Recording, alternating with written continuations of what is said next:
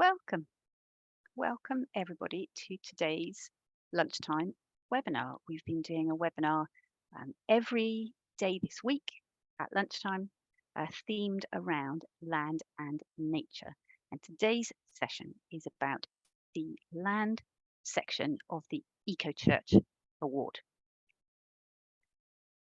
For the first time, we're trying something new, which is that Churches Count on Nature is a partnership project with Caring for God's Acre and with Rocha, with Church of England and the Church in Wales. And so we are doing a dual language webinar with Welsh translation. I will not try and pronounce the Welsh that you can see on screen, but I'm sure Fiona, who is our translator, has said it beautifully. For those of you here in English, anyone who puts a question in the Q&A in Welsh, that will be answered in Welsh, and Fiona at that point will put the English translation of the answer into the chat. So we're going to try and make it all work. As I say, we're trying something new. I hope it works for everybody. We always begin our webinars with a trailer of upcoming attractions. So these are the webinars that we've got coming up over the next few months. We've got the last one of this week, which is tomorrow lunchtime, a session called Global to Local, Tackling the Twin Crises for Climate and Nature. We've had this speaker before and he's really powerful and really good. So I do recommend coming along if you can tomorrow lunchtime. We're then repeating our solar panels webinar and then our church heating webinar. Those are both coming up toward the end of June, always very popular topics. Then after the summer, we are repeating our Eco-Church topics. We've got 3 topics that will be running in September during Creation Tide. One on getting started with Eco-Church, one on working towards an award and gaining momentum, and one on how Eco-Church supports net zero carbon. So please do sign up and come along to those as well. And whilst it's not a webinar, it's a training day, just to let you know that in October, we are running our online heat pump training day again. So if you're here and you want a better technical understanding of heat pumps, that might be the day for you. When I finish the introductions, I'll put in the chat a link through to where you can find the details of all of those webinars and the training. In terms of the housekeeping for today, we will be using the Q&A for questions rather than the chat. You can find the Q&A, you can type your question in there, and you can also click the thumbs up next to anybody else's question if you see one that catches your eye. After today, I'll send everyone who's registered the slides and any links from the chat, and we are recording the sessions and those will be shared through our website. In terms of the most important thing, which is who you are hearing from today. So our speaker today is Delyth Higgins, who is the Eco-Church Officer for Wales. And I think, Delyth, you've been in this role about a year now, haven't you? About a year and a month, yes. Yep. And Fiona Gannon is joining us as our Welsh translator. Thank you very much, Fiona. So at that point, I can stop sharing my slides and hand over to you, Delyth, to take us away and tell us all about Eco-Church land. This is where we hope the technical bit works. Well, good afternoon, Prynhawn, everybody. Lovely to be with you from Swansea. As Catherine said, during this series of webinars for Churches Count on Nature Week. We hope that many of you have been or will be a part of some of these fantastic events and getting involved with counting species activities during this coming week. This webinar will look at the land section of the Eco-Church framework. Land remains a key category of the Eco-Church programme, and whether a church has a significant amount of land, a thin border of land around the main building, or even a paved over area only, there is plenty that can be done to manage the land for nature and people. So this webinar will look at some of the many possibilities for managing church land, drawing on examples from bronze, silver and gold awarded churches. In many areas of life, land is thought of and has been treated as a commodity. There's 2 quotes on your screen there. Treated as a commodity to be bought and sold and often just taken. Wars have been fought and are being fought, indeed, as we speak, over land rights. and what we think of as land and how we value it will probably determine a lot about how we treat and manage it. So what does the Bible say about land? The earth is the Lord's and everything in it, we read in Psalm 24. Genesis 1 talks about the creation of land. God called the dry land earth, and the waters that were gathered together he called seas. Then we look at the gift of land, and we can see about God's covenant with Abraham. We read this in Genesis 15. The deliverance into good land is also read about in Exodus, to bring them up out of that land to a good and broad land, a land flowing with milk and honey. This talks about God's provision through the land. The land mourns and languishes, we read about in Isaiah 33, darkness, and then in Luke, darkness came over the land, the death of Jesus. The Sabbath for the land. For 6 years you shall sow your land and gather in its yield, but in the 7th year you shall let it rest and lie fallow, so that the poor of your people may eat, and what they leave the wild animals may eat. And then finally, in Ezekiel 36, God restores people and creation together. A little bit of current scene set in. So whether we own land or have influence over it, ultimately the land belongs to God. It is ours as a gift to treasure. The state of nature in the UK landscape can make depressing reading. We hear about near extinction of once common butterflies and birds, the arrival of invasive species, and a dramatic reduction in insect populations. A UK-wide State of Nature report in 2019 by the National Biodiversity Network reported that 15% of species are threatened with extinction from Great Britain. Sir James Bevan, the Environment Agency Chief Executive, has said, nature provides the basics for life: clean water, clean air and food. With major pressures on land use, nature-based solutions must be a major part in our response to protect these essentials while rebuilding our natural world. Despite this, public support for conservation in the UK continues to grow through volunteers donating either their time on practical projects and actions, species counting, and donating financially. And moving to a more global scale, the Living Planet report in 2022 says that we face the double and interlinked emergencies of human-induced climate change and the loss of biodiversity, which is threatening the well-being of current and future generations. As our future is critically dependent on biodiversity and a stable climate, it is essential that we understand how these two are connected.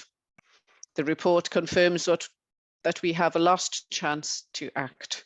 So this goes beyond conservation. A nature-positive future needs transformative, game-changing shifts in how we produce, how we consume, how we govern, and what we finance. In December 2022, the long-awaited 15th conference of the UN Convention on Biological Diversity, or COP15 as it was known, took place in Montreal in Canada. It was hoped it would embrace a nature-positive mission. This would be key to ensuring the right level of ambition and measurability in the goals and targets of the agreements. One of the agreed targets, Target 2, for example, commits government to protecting and actively restoring 30% of land and marine areas by 2030. Often the detail under these headlines paints a really different picture of reality. So it's true to say that some progress was made, but it's not enough. At Rocha UK, we have a land goal. You can see on the screen there, 75,000 acres of land we would like to be managed for nature. So this will come from a combination of land owned by our partners in action, by diocesan land, and a small but not an insignificant amount of land from churches and eco-churches in particular. We're reviewing the eco-church survey over the coming months and intend to strengthen the land section to encourage all churches to look after land, even if it is only a perimeter border around the church. We also have a Target 25 initiative, which looks at protecting vulnerable species across the UK. declining species, taxonomic groups, and threatened habitats that are struggling with the effects of climate change, habitat loss, and pollution. If you want to see more information about this, by all means, go to our website and have a look at the Target 25 information. We are going to introduce this to our gold churches first, but any church is more than welcome to use the information. As Christians, we understand that the environment, both in the UK and globally, is under stress, as I have just mentioned. How can we love the Lord our God with all our heart, soul, mind, and strength if we do not also honour and care for the gift of this beautiful planet which He gave us to live on? How can we make a difference in our small corner of the earth? How can we be salt and light in our local areas and help reverse the trends of species destruction? So in this land section of the Eco-Church survey, we encourage churches to be active in the environmental management of any outdoor space that they own or that they have influence over. So this might be a large rural churchyard, a small urban space with no grass, or perhaps some community land nearby, which the church is or could become involved with. The objective of the questions is to help churches to think about what is possible as they manage land, garden, or any other outdoor spaces for the benefit of native plants and wildlife. The resources section of our website, which I'm sure I will refer back to plenty of times in this next hour, offer plenty of tips on encouraging birds and animals, how to find out what grass and flower species you already have, and how to create a management plan. So again, to reiterate, whether you have a large space or if it is small, some of these plans are useful to ensure actions are taken at the appropriate time and to keep everybody at your church involved with what is happening. Just got a few visual slides coming up. This one is a wordle. It contains lots of the words from the Eco-Church questions and from the survey. Some of you may recognise a few of those. Community, native wildflowers, bug hotels, no pesticides, ponds, vegetables, bird feeders, all of these things that are all part of all part of the survey. And this again is the title feature of the land section in the survey and covers some of the aspects that are covered in that section. We are going to start small, or we encourage you to start small. Take small steps and take your church members along with you. Don't try and do lots of big things. Start small. You don't need a lot of space to plant something for pollinators. At Summerbridge Methodist Church in Nidderdale, they completed their first survey in February 2019 and initially didn't complete the land section as they thought they didn't have enough land to make a difference. However, after a year of hard work, they carried out the audit again. And in January 2020, this time they included the questions about land, as they had been able to take a number of actions to encourage wildlife. Ivy has been left to grow on the fence, they say, at the west boundary side of the site to provide a habitat for bugs and nesting birds. Hedges and overhanging trees are only trimmed outside the nesting season. Self-seeding native wildflowers are left to grow and native wild garlic, along with prolific native species along the stream bank, including nettles for butterflies to lay their eggs. Wildflowers have been sown in recycled tire planters, which we can see on the screen here, at the front of the church, and these were made by children attending the 2019 Holiday Club. Buddleia and Eupatorium were planted to attract butterflies and sunflowers, and bronze fennel to provide a source of winter food for birds. Kensington Baptist Church in Brecon, they are a bronze bordered church. They have just a small concrete paved area at the back and the front of their building, but this hasn't stopped them, and they have several bird feeders. They have a bug hotel, they have bird boxes, herb planters, other flower planters at the front, and a small raised bed at the side. The next example is the Church of the Holy Cross in Palermo in Italy. We are indeed international eco-church. So this innovative story is of a city forest a microcosm oasis and a biodiversity and sustainability project. The Church of the Holy Cross has just pocket-sized flower beds of just 2 meters squared, usually the destination of last Christmas poinsettias. So their first sustainability concept of a city forest was developed to become a paradise for nature, inviting and encouraging inner city flora and fauna to find oasis.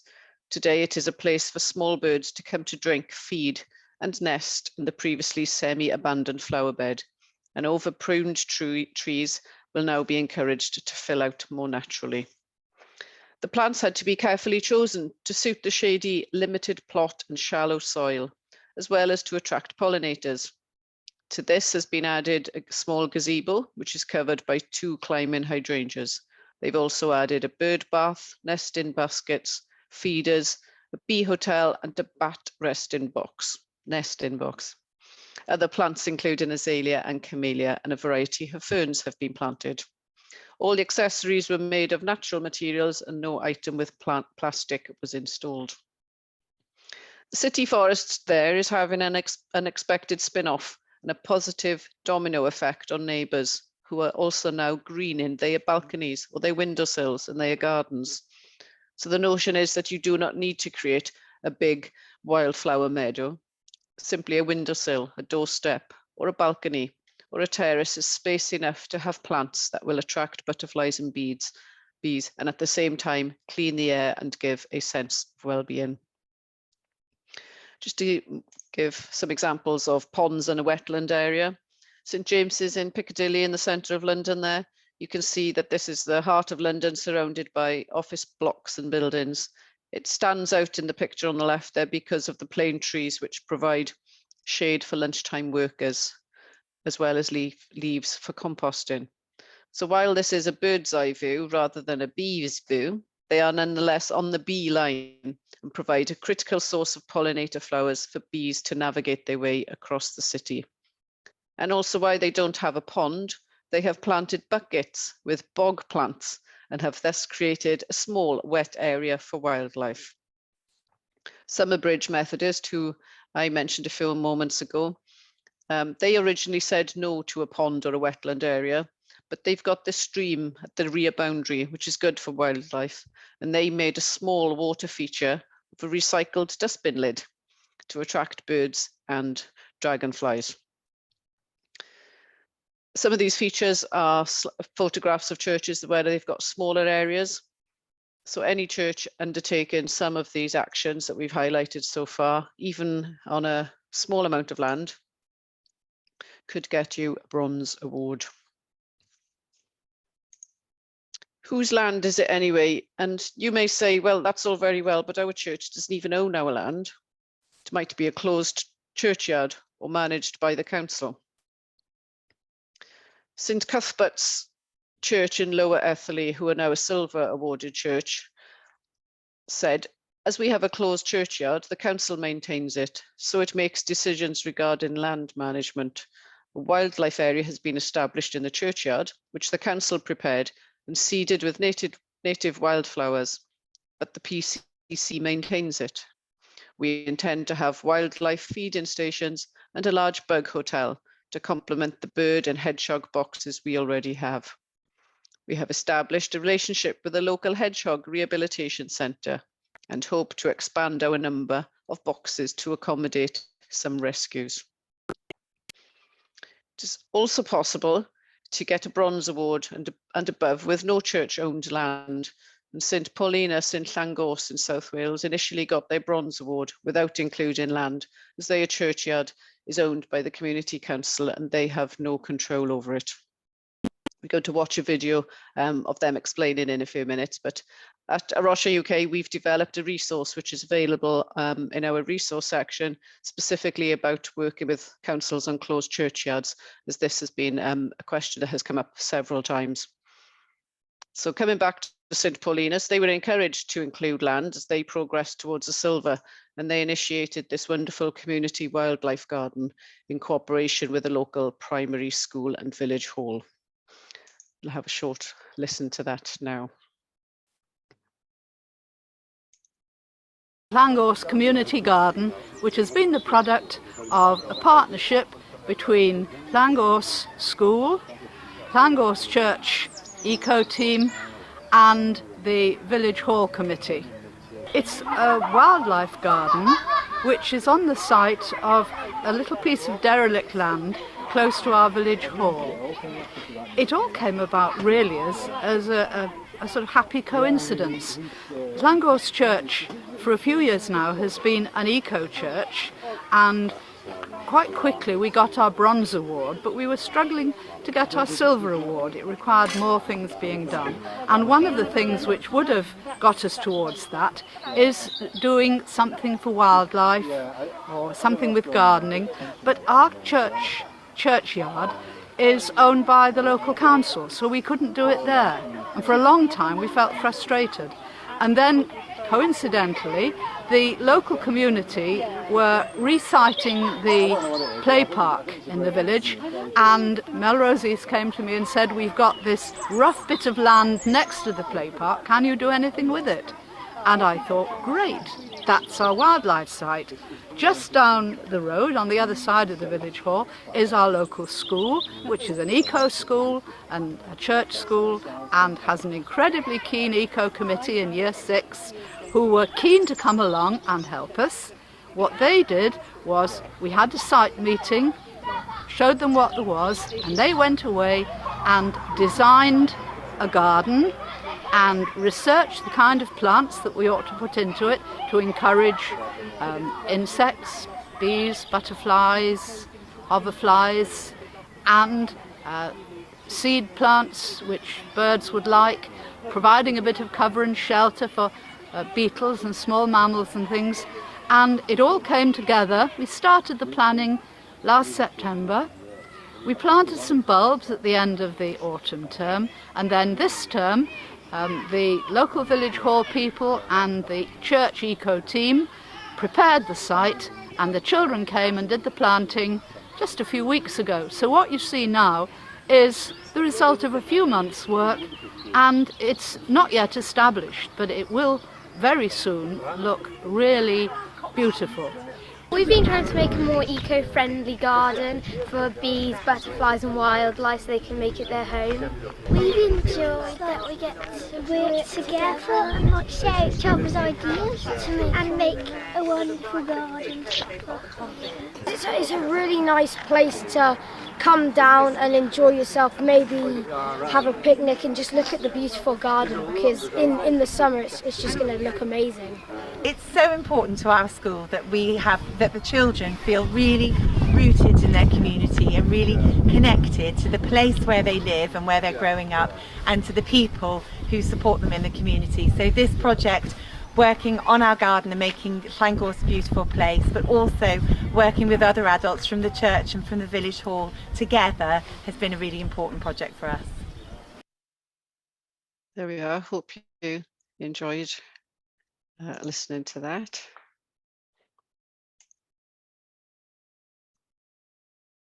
That was a good example there of church which couldn't do anything on their own land. That didn't stop them, and then they worked in partnership, as you heard, with others in their community. Another example here is St Paul's in Marylebone. So this is talking about having influence over land in other sections of the community. The transformation of the small patch of land around the churchyard. They had bike rack planters and planters made from recycled tyres, and they have plans to grow food here as well. But they've also taken over the rectory garden, and in partnership with the church street ward neighbourhood forum, who are championing green spaces and play spaces in the urban area, and the Christchurch Bentinck Church in England Primary School Eco Club. It's a bit of a mouthful there. So these hens were given by the church to the primary school following a Let's Hatch Eggs project at the school. The reception and year 1 classes watched the chicks hatch at school and then came to see them growing and enjoying the garden at St Paul's Rectory. They said to us, the hens and bantams give us wonderful eggs that can be used to make cakes or other delicious treats for our church community. During Lent, We share in a community breakfast after our midweek Eucharist, and the freshly laid eggs are the highlight of our breakfasts. So hopefully that's demonstrated that you don't need too much land on which to make a difference. And so rather than discounting the land section, it helps you to think creatively about other ways which you can look after an area of land, even if it isn't your own. In case you're thinking, in that case, as you come to questions such as establishing a mowing regime and planting and wildlife surveys, this may be applicable to slightly larger areas of land. Here we see from All Saints with St Frieswide, and they say our main environmental work took place in 2020, was on our church land. We introduced large no-mow areas to the rear of our land, drew up a land management plan for the whole site. They installed rainwater collection from one of their outer buildings and reseeded their wildflower garden. Then during 2021, they held their first fruit pressing days, on which they extracted juice from the produce on their new orchard and invited people from the local community to bring fruit from their own gardens to extract juice. They've also installed beehives and planted an orchard with 17 trees, installed some benches for people to sit down and enjoy the land, and also installed a mini pond and a herb garden. Mickleton Methodist Church is the next example. So the concept of developing a wildlife garden on the unused land behind the church arose from discussions they had on how they might build on their bronze award to reach silver. They raised money from local businesses, charities and individuals, and bought recycled picnic tables, benches and planters, and created 3B's garden. They developed this cottage style garden and included areas for wildlife. We can see it's obviously an area that they used a great deal, possibly even more so over the COVID lockdowns. No Mow May, which hopefully many of you have been participating during the last month, can be a great way and a great way to initiate a change in your mowing regime. It's important to keep the congregation informed about plans and about the different plants and the features that are growing there. Here we've got examples of signage explaining to people why, maybe if they think it looks a little untidy, and the reason why that is. There's another sign which I've been unable to find a photograph for, but I've definitely seen it, and I think I've seen it on part of church land, and it says, "Sorry for the weeds, but we're feeding the bees." And I think that is lovely. I think that's a lovely sign. So if MD can let me know if you've got that in your church, that would be wonderful. Moving on to talk a little bit about Church's Count on Nature, obviously as we are in this week. This is St Richard's Church in Ham. So these two gentlemen were helping to look at the bug hotel. We're also putting up bird feeders and assessing some repairs that needed to be done following vandalism of a church window. One of them only started coming to church in recent years, and they had a chance encounter with a passerby who happened to be a Kew Gardens plant biologist. And from this, they got engaged with Church's Count on Nature. St Edmund's Church in Crickhowell, who now have a silver award in February this year, they said that they did a grassland survey. They had a grassland survey done by Caring for God's Acre in 2021. And then during 2021's Church's Count on Nature, Messy Church, their own Messy Church, had an afternoon in the churchyard looking at flowers, at insects, lichen, and then they also had a prayer and a picnic. And the members of the youth group also did a flower survey and a lichen survey. The Church of St Mary the Virgin and St Mary Magdalene in Tetbury, a silver awarded church, they think that Church's Count on Nature raised the profile of their churchyard and its potential as a wildlife area, a social space, and also as a place of memorial and contemplation. St Mary's Church in Hale said, "We participated in the Church's Count on Nature and we found over 100 species in a short time with the help of the Hampshire Fungi Society. Going to move on to look at churches working in partnership.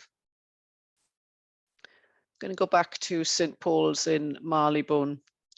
Over a number of years now, St Paul's has worked closely in partnership with the Church Street Ward Neighbourhood Forum, which focuses on the built environment and work that can be done to improve green spaces, housing, air quality, community facilities, and to help local people have a say in plans for regeneration in the area. St Paul's has hosted public meetings to discuss Westminster City Council's plans for regeneration and listen to the community for their desires and for their concerns about their community. Out of this project, it was evident that environmental concerns, green spaces, play spaces, air quality, height of houses, the use of land for community facilities all came top of the agenda in the community wishes for the area. So as part of the neighbourhood forum, a neighbourhood plan was produced. Central to this are the environmental concerns raised by community members and residents through the consultation process. As they begin to see regeneration taking place, it was encouraging to see these concerns being heeded in plans to build the green spine through the centre of the community and to enhance play and green spaces for the whole community to use. And in their own words, as an eco-church, this commitment to our local community and the neighbourhood forum is an important part of how we see our impact on the land and environment around us, extending beyond the immediate church land outside our building to the land and environment in our parish, for which we have been given a duty of care and stewardship. We hope that our commitment to this lived environment, its green spaces and play spaces, more community-focused housing and facilities, better air and light quality, will have a lasting effect for generations to come, and that as a church, we have taken our responsibility seriously to play our part in shaping this community and making it a more sustainable and enjoyable place to call home. Hazelnut Community Farm near Bristol is the next example here. At a time of heightened energy and food prices, insecurity and ecological breakdown, Hazelnut Farm in many ways couldn't be a more appropriate and timely expression of church. The Reverend John White's vision for the church is that it has as its core a church rooted in nature, a sacred space that engages deeply with the climate emergency. Hazelnut is now a gold awarded church. At first glance and from a traditional viewpoint, this may not obviously be a church space. For a start, there are no walls, but step into the garden behind a disused Methodist church, and there could be a group of men clearing a path and bonding together in preparation for supporting a group of ex-offenders. There are vegetable and flower beds, a peace garden, a mown labyrinth with a chair in the centre for anyone drawn to the contemplative space. It's a perfect reflection of, in the Reverend John's words, how their rhythm of worship and teaching revolves around the themes of creator, of creation, and of community. We teach that all three need to be present to live a balanced life as a believer. And all three are so evident from the care given to the flourishing garden, where they often plant what they are given to support each other and for the wider community, where many in the church's areas of Lockleys and Upper Horfield are struggling with food insecurity. They grow together in the garden, planting physical and spiritual seeds, welcoming anyone to belong first, and then sowing seeds for faith and a belief that may follow. Their reach extends far beyond their two sites, with a vision for a big harvest in the autumn, which they are promoting across a growing network, about encouraging people to connect to harvest by growing and giving food away. as a spiritual exercise and as a way to engage with food poverty. Imagine churches filled with harvest offerings for food banks and freshly organic, locally grown produce. As well as growing together in the garden, they do creative crafts and then say evening prayer together.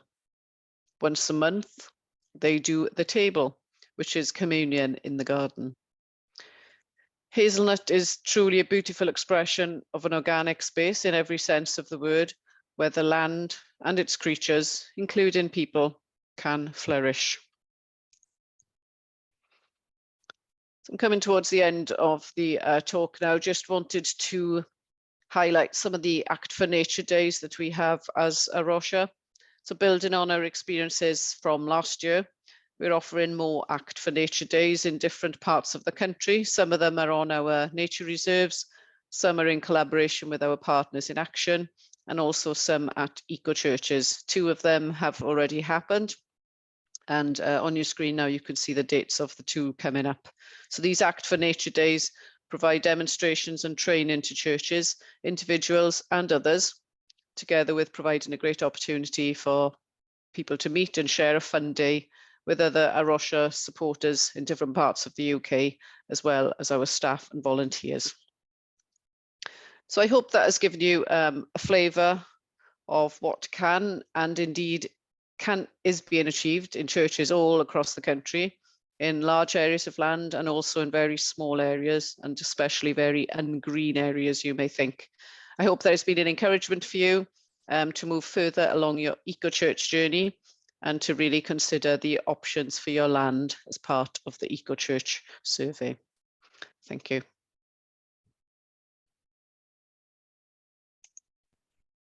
Thank you so much, Delyth.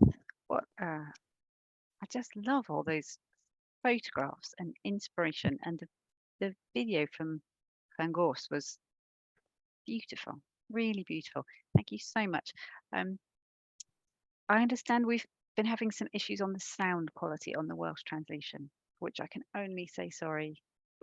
We've had the best intentions and we've put everything in place, but it seems like maybe the tech has been letting us down. So if you've been trying to listen in Welsh and it hasn't worked for you, I can only apologise. So it's time for the Q&A. There's no questions in there yet, but I'm sure that people will start typing them in now, and we'll see what questions there are out there. Whilst we wait for questions to pop up on the list, do you have any suggestions, Delyth, about what people should do first? If they've listened to that and they're feeling inspired and they're thinking, what do we do? Where do we start? What would you suggest? It's going to be different for everyone, but I guess the most obvious place to start is for them to really know what they already have and to just get a group of a few people and take a little walk around your land, your patch of land. As I said, whether it's down the side of your building, which is just concrete, or whether you've got a lovely flowing meadow. Take a wander around then, take notes, notice what's already there, and maybe you'll then get some inspiration about what you could add to it. I think it's always good to sort of see what other people have done, but starting small is the key. I think you may get lots of great ideas and they may well be great, but I guess just starting small and make sure that you take your congregation and the church members along with you. You don't want to start sort of alienating people by deciding you're going to do everything in one go. And we know that maybe something like not mowing the lawn around the graves can be quite controversial in some places, but just to sort of start small, include people in it, people of all ages, maybe invite community members in as well who haven't been around the land before, and just let somebody have a look with fresh eyes, maybe, to sort of see what kind of ideas can be thought of. Our first questions popped up into the Q&A. Here they go. Sonia has asked, is there a way of knowing how we uplift from bronze to silver in land by answering yes to certain questions, i.e. we may be able to uplift by doing just one thing and not 5 others which won't uplift? How do we understand which questions hold more weight in points? So this is into the actual sort of the mechanics of how the survey works. Do you know that, Delyth? The honest answer is I don't. because I don't know the figures and the scores behind it well enough, I can see the intention there. However, I think we'd discourage people from approaching it from that point of view if they possibly can. There's probably a way to play around with the questions and try different answers to see what happens. But ideally, we want people to be looking at what suits them, what they could realistically achieve. So while I can see exactly where she's coming from and why she's asking the question, I think the correct answer would be to say we would like them to do as much as they can. And if by moving, you know, one of the questions from a no to a yes, you see that that does change things, then I guess in a way that is a simple way of finding out what you need to do. But we don't want people to just be doing things simply so that they can, you know, get the score and literally get over the line. May only be getting over the line by 2 points, which is fine. They are over the line, but want people to be approaching it in the right frame of mind, I guess. The next is a question from Denise, a very timely question. It says, is it best to start on the survey? I have a meeting in about an hour with our outgoing church warden.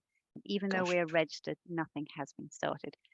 So I think exactly what Denise says, it's just a really good thing is to just look through all of the questions in the survey and work out what the church has already done. They might surprise themselves with how much they've already definitely done. Yes, that's exactly what I would say, and that has been one of the key messages I've been saying to the chapels and churches across Wales for the last year. Is I think there's an awful lot of activity already going on in a lot of churches, to be fair, and I think you can have a look at the questions on the paper survey on our website, and that's definitely worth having a quick look through those. And you know, even if you're taking a pencil or something and having a quick look through those, I'm sure many would be able to would be surprised what they're already achieving. And as intimated by the last question, you can also then gain from the survey questions some hints about maybe what else you can achieve. But yeah, certainly one of my key messages, just take a look and you may be surprised at how far you're already down that road. I've put a link in the chat through to the survey questions, and Sonia's put a lovely comment that says we did the survey and achieved bronze with what we were already doing, and thought that was great and was lovely to see. Yeah, it helps encourage people as well, because I think if they think they're starting from nowhere, it can seem a daunting task to go through all these categories and think they have got an awful lot to do. But if they're looking at it and they can see that they're already brilliant, if they are achieving a bronze but very close to a bronze, then that can immediately lift people and think, oh, okay, well, a bronze standard is a perfectly good standard anyway. Obviously we'd like people to progress further, but if they're at bronze, they're already doing a decent amount of good work. So yes, it can be an encouragement to the whole congregation and to the people who are leading on it, I would say.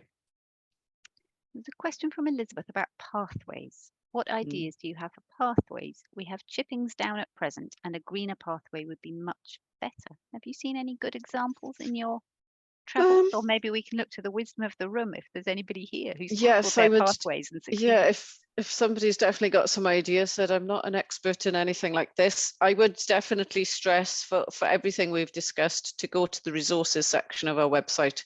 There's lots of case studies on there. There's also PDF documents looking at nearly not quite every question, but every sort of subject that comes up in the land area category of the survey. I don't really know, to be honest. I can, if they definitely want an answer, we can look through some of the stories from the thousands of stories that we have. We can look and get back to her if she would like, but have a look at maybe some of the suggestions in the resources. I'm trying to think which resource it would be actually off the top of my head. I'm not sure which one it would be, but there isn't one called pathways. No, there isn't. That's what I was just thinking of. I guess it's I'm not sure which one it would be, but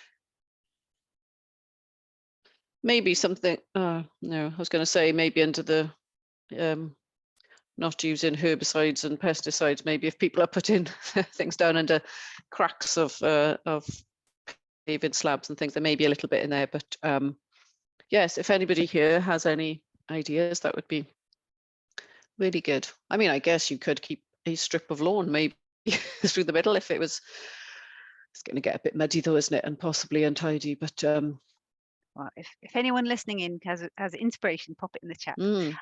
Now there's a question that's come into the chat rather than the Q&A from Stuart that says, did you say that the land section of the baseline survey is being revised to take account of those churches with limited amounts of land? And if so, when will the new assessment be published? Ooh, good question. I did say that. We are looking to update and refresh the whole of the survey in different sections, and I think we're starting with the land one. I can't honestly give you a timescale because we don't know it ourselves. We are quite hard pressed as a small team at the moment.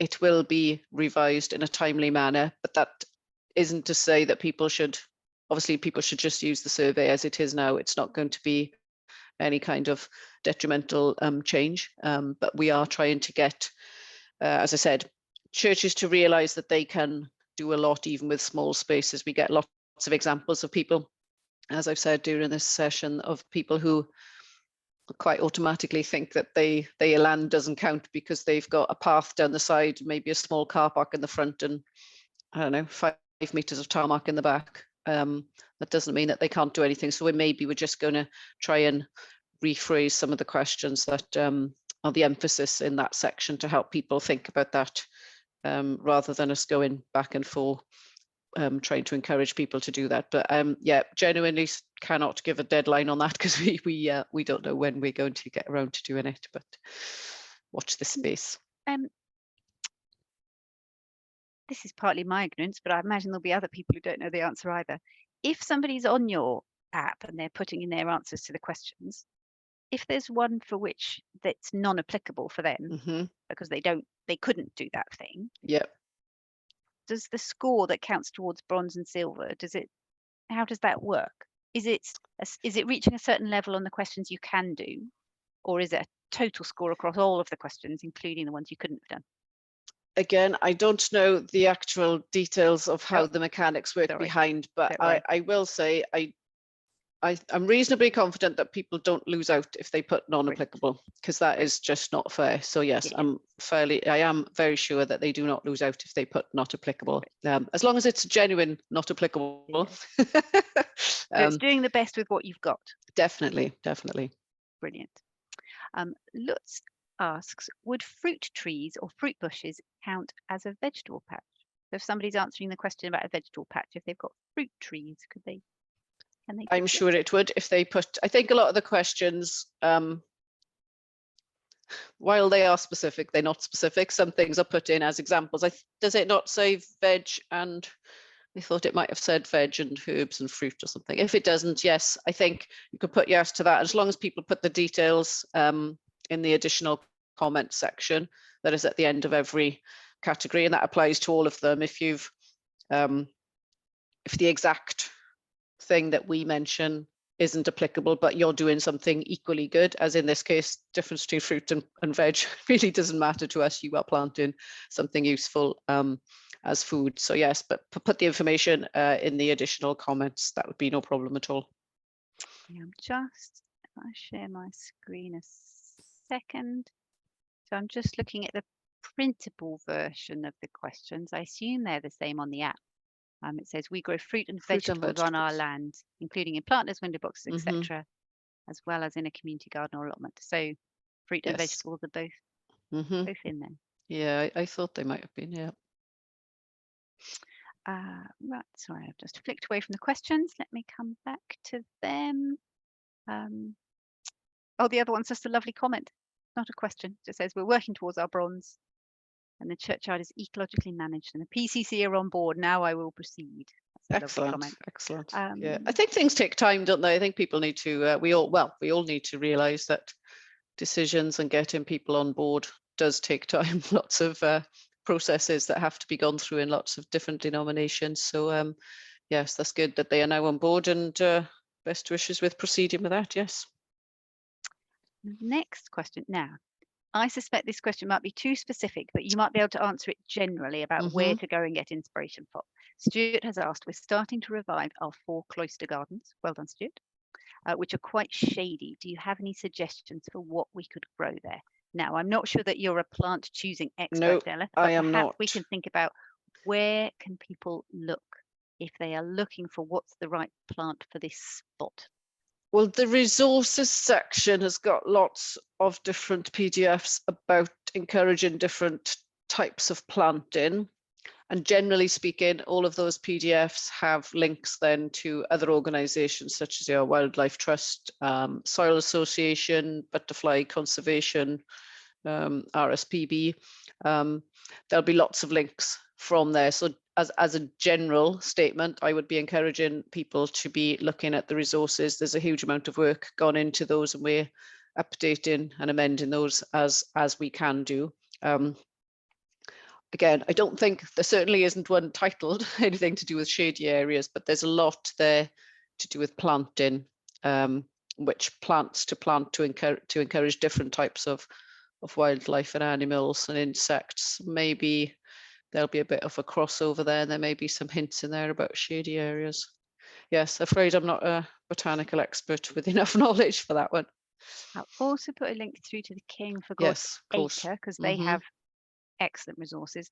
And then I have to say the place I always start with if I'm looking for what plant goes where is the RHS. And I'll pop, they've got a page about shade. So, but yes, hopefully you find some joy there. Oh, somebody else has also put, Jill has put the RHS definitely. Right, we've answered all the questions in the Q&A at the moment. I'll give it a few seconds and see if anything else pops in. Whilst I just wait for that, let me ask you one more question, Delyth. In your travels, when you're talking to churches, is there anything in particular in the land section that you think people get stuck on? And do you have any inspiration about how to get around it? What holds people back in this area? I'm not sure that there's a standout one just for the land section, except I think if you were to push me, which I guess you are, I would say it is people who think unless they've got anything that's green, that A, they're not doing very much, and B, they can't do very much. That is sort of a general common theme, I think. So if they think, oh, we've got is a car park, yeah, we're not even going to try, and then they yeah, definitely. And I said, we've shown plenty of examples today, and as go on to the resources, there's case studies there of these planters, and there's plenty that can be done. And I think it's sort of changing the mindset maybe to people to realizing, yes, they are land around them, or as I've shown, working in partnership with others. If you've got another church down the road or 2 streets away that does have a bigger plot of land, go and ask them would they like some help with it, or work in partnership with them, or equally an area, a small area of disused land in the community that's just sitting there looking sad, then maybe the church's intervention could be the start of something as happened with St Paulinus in Llangos, and a lovely community garden could come from it. There's lots of examples of areas that you could of churches that have developed areas, and whether it's their own or somewhere close by in their community, and then that brings wider benefits then of other people maybe in the community who are not churchgoers currently, maybe just better community engagement really. But I think generally that's the sort of main thing that people mention. Lovely, thank you. So thinking more broadly, not thinking that land just means we've got a classic churchyard garden, and thinking more broadly than that. I think different denominations have different, a lot of Anglican churches are in more rural areas who have larger churchyards. Some of the other denominations are right in the middle of a city and just don't have any greenery around them at all. But it's working with what you've got, being creative and seeing what you can do really. So and asking others, sharing with others, and seeing what other people are doing is always a great way to learn. So we've got one last question, and then I'll bring us to a close. It's a question from Karen, who says, many local authorities have policies around biodiversity, climate emergency, and so on. How can we encourage them nationally and locally to use Caring for God's Acre principles and so on to manage their closed graveyards better for wildlife? So if there are churches who want to engage with their local authorities about how closed graveyards are being managed. Do you have any advice on that? I think generally, yes, I guess it is to try and engage with them, and that would be true on a lot of subject areas, but obviously if they're specifically concerned about closed churchyards, yes, tell them, explain to them how you getting involved can help them as well.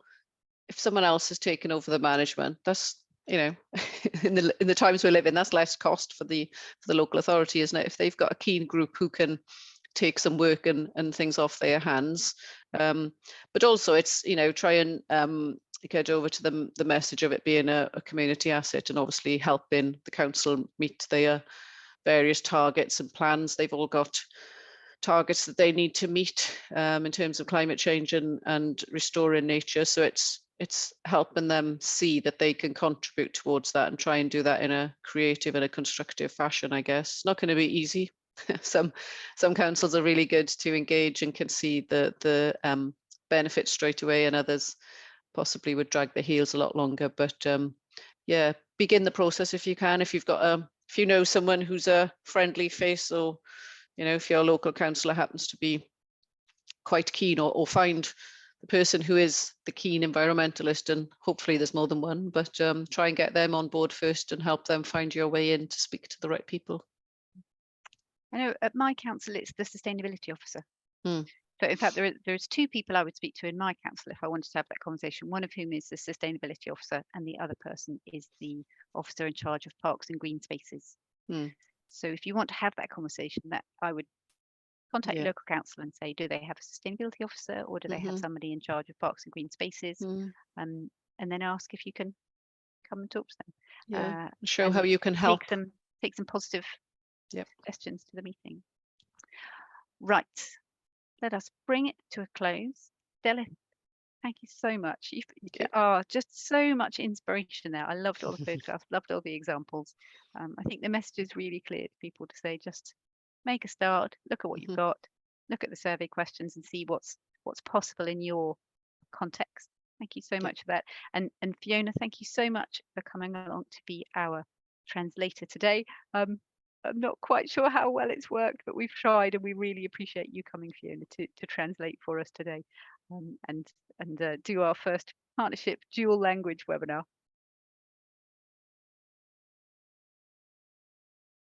So thank you everyone who's come today. Delyth, if you are able to email me your slides as a PDF, then I will send them out to everyone who's registered today, along with the links from the chat. And as I said, the recording will be on our website. It normally takes us 2 or 3 days to get it up there. Let me just save the chat before I say thank you to everyone for coming, and I'll bring us to a close. Goodbye all. Thank you very much.